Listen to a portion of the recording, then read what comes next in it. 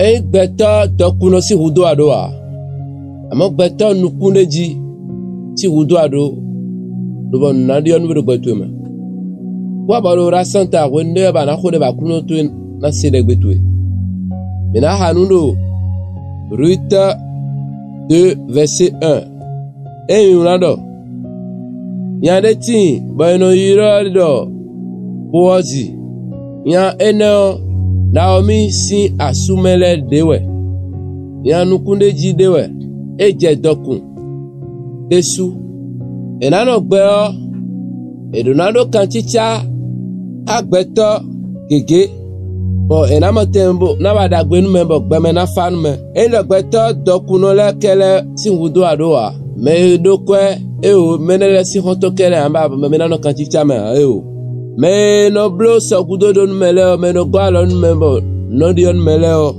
e me do nu ba me fisi dokun le jewe eyin me do ko me do ai kungba me do nu te moto ewe a amo peto nu kundeji de hena do nu do yimele gombodo niwe sewedo yimele gombodo mele si viwe ayin yifire oyira nkoche amada peto ne do kan chicha gege numu nkoto na wadagbe nu esi hudo ado ne ma na nawe peto ponwa amo na na peto dagbe de na siwa dagbe de peto to mele peto nu kundeji le egbejo maudo dagbe wa to de sero we en peto nu kundeji de ra nu do ifile boyira nkoche imele gan bon na kuzunu yo e peto mon nkoto sero peto to mele egbe lo Jerusalem koma Naomi do hudo Boazi ton Baim Boazi yo Mau na blo Bana pe Ruti tue Ron pete tono gosi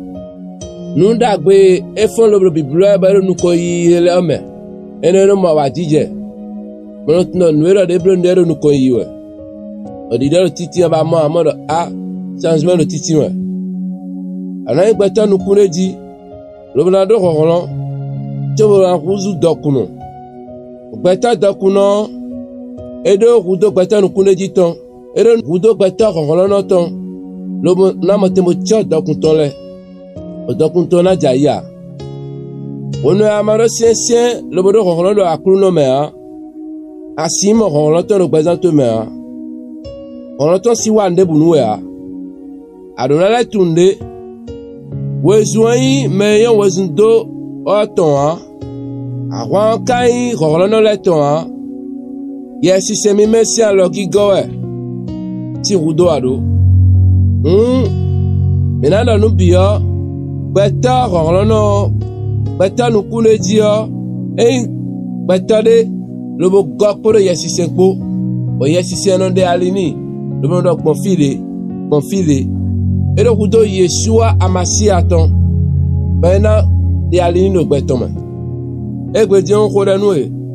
Bro, quand ma autant ni bien présent toi mais le Jésus-Christ sin comme.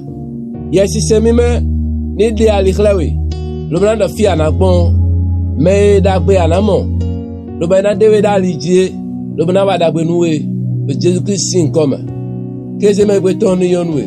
Pas ma autant ni kono gbe toi mais. Man ibo alo wa de kunu. Amen.